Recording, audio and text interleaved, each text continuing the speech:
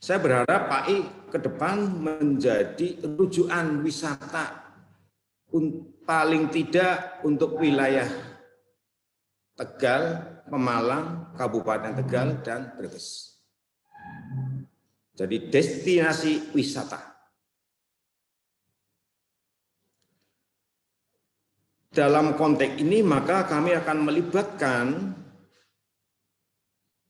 fakultas-fakultas ekonomi, perikanan, dan kelautan, di mana lingkup ini akan banyak memberikan dampak positif pada Kota Tegal.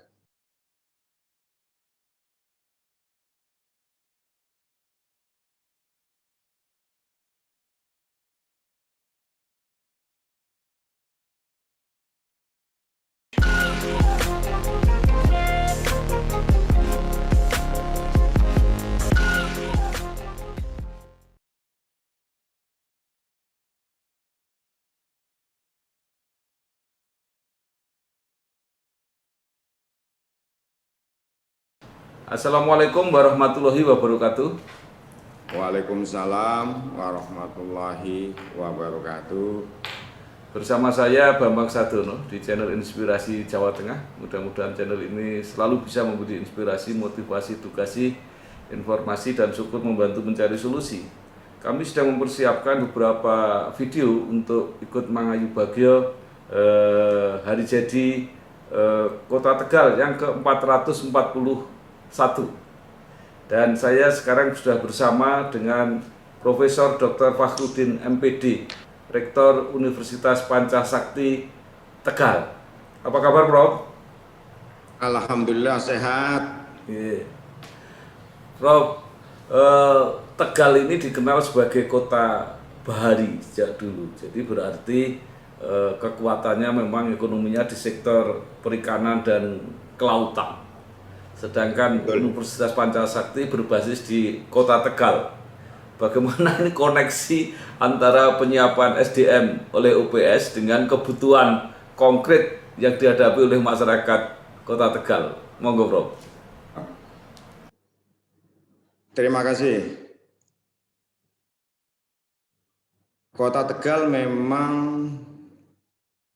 adalah kota bahari.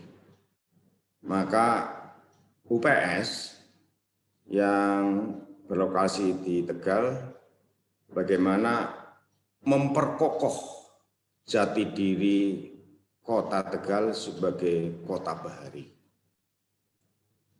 Sebagai kota bahari yang jelas potensi-potensi ekonominya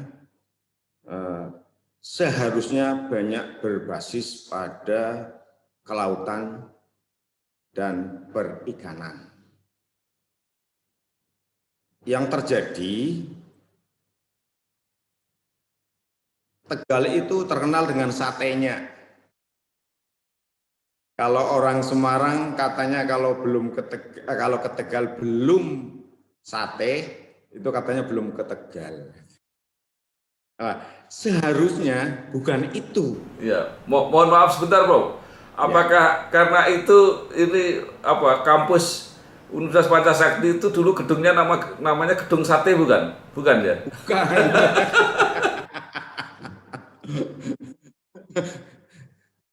itu yang terjadi. Oleh karena itu kami dari UPS bagaimana memperkuat jati diri Kota Bahari dengan kajian-kajian baik itu potensi ekonomi secara fisik yang berbasis pada kelautan dan perikanan, dan juga termasuk museum-museum yang ada seperti yang dikenal dengan Biro Museum Kereta Api, termasuk secara fisik ada pelabuhan-pelabuhan di Tegal Sari dan pantai alam indah. Prof, bagaimana mengkaitkan antara kebutuhan-kebutuhan real di lapangan itu tadi dengan program-program studi yang disiapkan di UPS. Oke. UPS memiliki program studi mulai dari perikanan dan kelautan, sehingga dikenal ada Fakultas Perikanan dan Kelautan, ada Fakultas Ekonomi dan Bisnis, ada Fakultas Teknik dan Ilmu Komputer, Fakultas Ilmu Sosial dan Politik, dan Fakultas Keguruan Ilmu Pendidikan. Dalam konteks ini,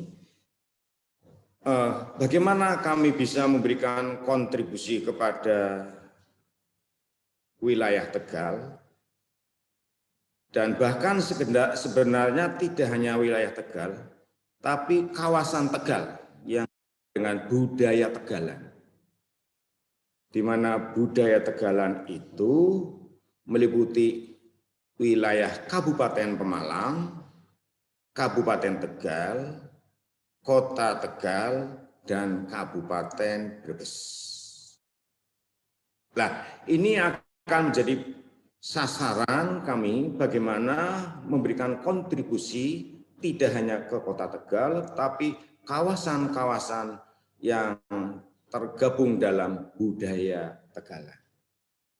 Nah, branding ini akan kami tegakkan dengan kontribusi nyata, baik itu dosen maupun mahasiswa.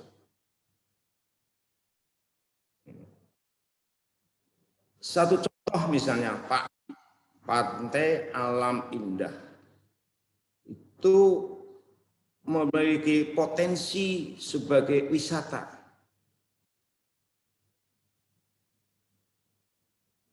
Saya berharap PAI ke depan menjadi rujukan wisata paling tidak untuk wilayah Tegal, Pemalang, Kabupaten Tegal, dan Brebes. Jadi destinasi wisata. Dalam konteks ini maka kami akan melibatkan fakultas-fakultas ekonomi, perikanan, dan kelautan, di mana lingkup ini akan banyak memberikan dampak positif pada Kota Tegal. Kemudian kita lihat dari potensi alam lagi, ada Pelabuhan Tegal Sari. Bagaimana kami memperkuat dan memfungsionalisasikan pelabuhan yang ada di Tegal Sari untuk bersama-sama sekaligus memberdayakan masyarakat.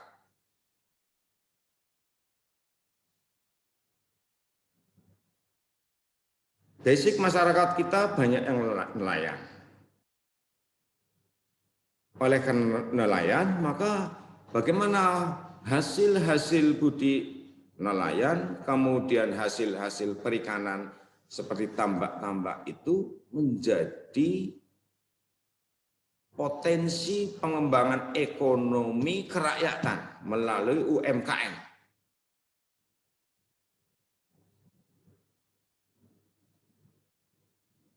Itu di situ. Ya, baik, Prof. Tadi yang juga menarik itu yang budaya Tegalan itu bentuknya apa, Prof? Budaya Tegalan, pertama kalau dilihat dari potensi, banyak seniman-seniman dari Tegal. Termasuk bahasa ngapaknya itu kan. Ke depan akan kita kembangkan jadi budaya Tegalan ini, termasuk bahasa Tegal itu akan masuk ke kurikulum di wilayah Tegal. Jadi kurikulum muatan lokal. Termasuk musik Tegalan. Termasuk seni-seni katakanlah Kentus yang dulunya pagu dengan wayang seperti ini, bagaimana pagu ini secara kreatif bisa menarik. termasuk generasi muda. Kalau yang dengan pagu itu kan generasi tua yang suka, tapi dengan ide-ide kreatif akan muncul, disukai oleh semua generasi. Ini berharap seperti itu. Itu yang dimaksud budaya Tegalan. Kemudian yang potensi wisata tadi, apa yang harus dilakukan dengan PAI tadi? Nah, tentu ini perlu ada campur tangan dari investor. Nah, kami intinya memberikan kajian-kajian. Setelah kajian-kajian, eksekusinya adalah pemerintah kota. Ini perlu ada investasi yang masuk, sementara masyarakat itu untuk berwisata, apalagi pada saat-saat pandemi begini itu butuh. Satu contoh, di kawasan alun-alun yang sekarang sudah didesain sedemikian rupa, belum jadi aja masyarakat sudah berbondong-bondong pagi, sore, padahal itu dibatasi, masih pada nekat. Itu menandakan bahwa sebenarnya masyarakat juga butuh wisata-wisata. Dan di situ nanti akan terpadu antara biro, kemudian alun-alun, ada masjid. Sekarang sudah dibangun dengan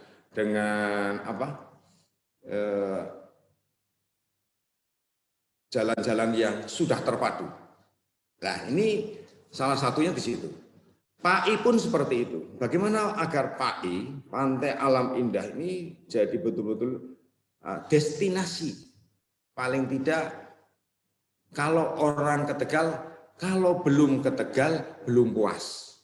Belum ke PAI, bukan Tegal. Belum ke PAI belum puas. Seperti di Jakarta, kalau belum ke Ancol, misalnya, rasa belum ke Jakarta. Jadi kira-kira PAI jadi Ancolnya Tegal gitu ya, Prof? Ya, begitulah kira-kira. Nah, tadi Prof. Agudin mengatakan bahwa Tegal bukan ikonnya jangan kota sate. Nah, padahal masyarakat sudah terlanjur mengenal Tegal itu kota sate. Lalu apa gantinya, Prof? Lah, inilah yang harus jadi pemikiran mulai dari para akademisi sampai pada birokrat. Bagaimana Kota Bahari ini betul-betul kota yang dikembangkan berbasis pada kelautan dan perikanan. Ini. Ya. Jadi kalau Cirebon dikenal sebagai kota udang. Nah, ya. Tegal apa ini? Kota baharinya ini. Nah, ini saya sampai diskusi dengan Bapak Beda, ini kota baharinya di mana, jangan sate, saya bilang. Namanya aja, brandingnya sudah bahari. Katakanlah kayak Pati dengan Bandeng Prestonya dulunya. Sekarang ke Semarang, Bandeng Prestonya. Lah ini harus ada di situ. Baik, Prof. Sisi lain dari ekonomi Tegal dulu adalah industri logam kalau tidak salah. Ya. Nah, ini di pandangan UPS apa yang harus dilakukan terhadap industri logam di Tegal? Oke, kami sudah melakukan kerjasama mulai dari pemerintah kota dan kabupaten. Semuanya sudah terjalin kerjasama. Kemudian perusahaan-perusahaan, di mana perusahaan-perusahaan kami pertama bagaimana menguatkan mahasiswa dengan wawasan-wawasan praktis di perusahaan industri jasa itu situ. Jadi logam, kami teknik mesinnya prakteknya ke situ, magang, praktek. Kemudian kami lakukan pendampingan di situ. Itu di situ. Jadi perkembangannya seperti apa sekarang, Prof? Makin maju atau justru surut itu industri logam di Kota Tegal itu, Prof? Saya tidak bisa mengatakan makin surut atau makin maju. Yang jelas kami masih melakukan satu kajian-kajian termasuk dengan mahasiswa, bagaimana mahasiswa makin mengatoskan diri melalui praktek-praktek di perusahaan-perusahaan itu. Itu di situ. Prof, ini banyak perikanan nelayan di Kota Tegal ini mencatat perkembangan yang luar biasa. Kapal-kapalnya makin banyak sehingga mereka mengatakan kekurangan fasilitas untuk docking, untuk galangan kapal untuk dock, itu memeriksa kelayaan kapal itu menjadi kurang. Nah, ini kalau dilihat dari ini tadi ada fakultas teknik yang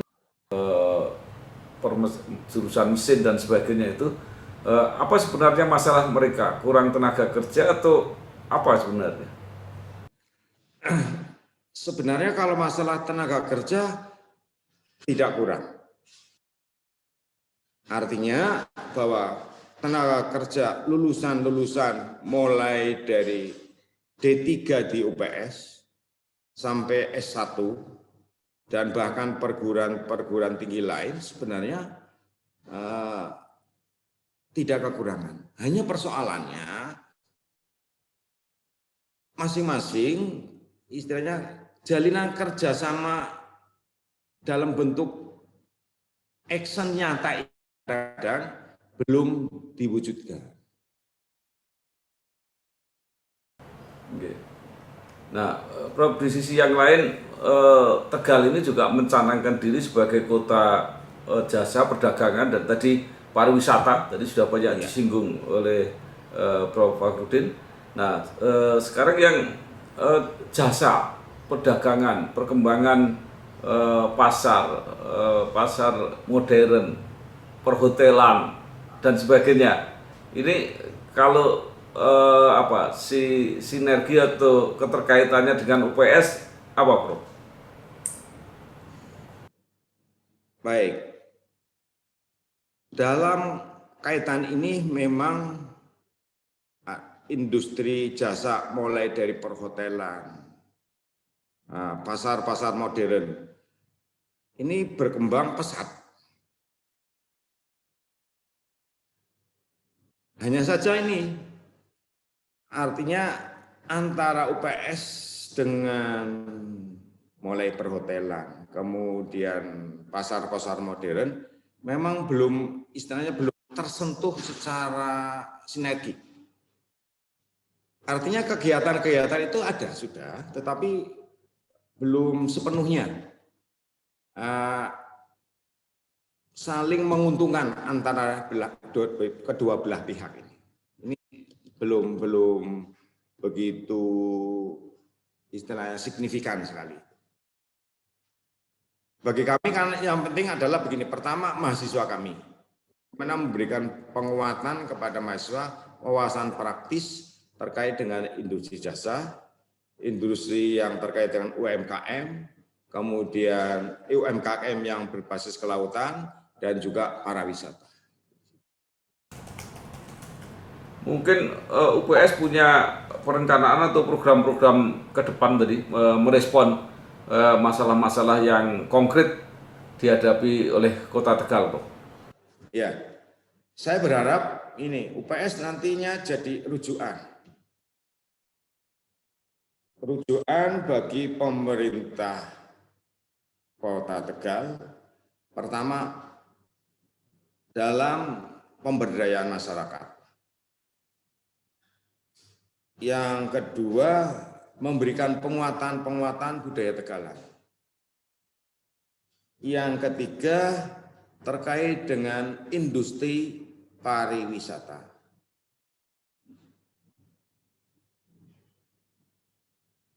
Harapan bisa jadi rujukan.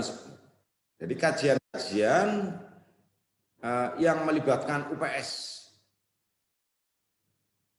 Dan kami sudah melakukan MOU, tinggal fakultas-fakultas itu actionnya dengan MOA. Kemarin sudah kami lakukan, ke Brebes juga begitu, kemarin kami lakukan, fakultas-fakultas langsung membuat MOA dengan beberapa sektor dan kami sedang menunggu hasil dari mereka semuanya. Baik, Prof. Terakhir mungkin apa harapan dan saran UPS terhadap pemerintahan di Kota Tegal maupun masyarakat Tegal di dalam rangka suasana hari jadi ini supaya ke depan terjadi satu sinergi yang bagus antara UPS dengan pemerintah maupun masyarakat Kota Tegal. Yang pertama, penguatan branding sebagai kota bahari. Dengan kerja program yang nyata. Yang kedua, bahwa sinergitas antara UPS dengan pemerintah kota itu harus diwujudkan dalam bentuk-bentuk nyata. Dengan demikian saya berharap Kota Tegal akan jaya, akan maju dengan berbagai potensi-potensinya, serta masyarakat semuanya akan gairah dalam membangun Kota Tegal dan membangun dirinya. Ya, Prof, sebenarnya dengan adanya universitas yang cukup representatif seperti UPS di Kota Tegal itu sudah membedakan keistimewaan Kota Tegal dari kota-kota yang lain di sekitarnya. Bagaimana pendapat Prof Fakhrudin? Saya bersyukur bahwa UPS selama ini sudah menjadi rujukan dari masyarakat sekitar. Pertama, mulai dari menyekolahkan anaknya. Sebagian besar orang-orang wilayah Tegal sudah banyak kuliah, tidak usah jauh-jauh. Yang kedua, terkait dengan bentuk-bentuknya, bentuk kerjasamanya.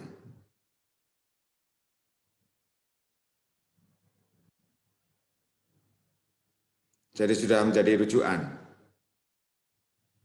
Terima kasih Profesor Dr. Fakhrudin MPD, Rektor Universitas Pancasakti Kota Tegal, yang sudah memberikan konsepnya supaya branding sebagai kota bahari diperkuat menjadi jati diri Kota Tegal, dan UPS akan siap membantu menjadi rujukan. Begitu ya, Prof?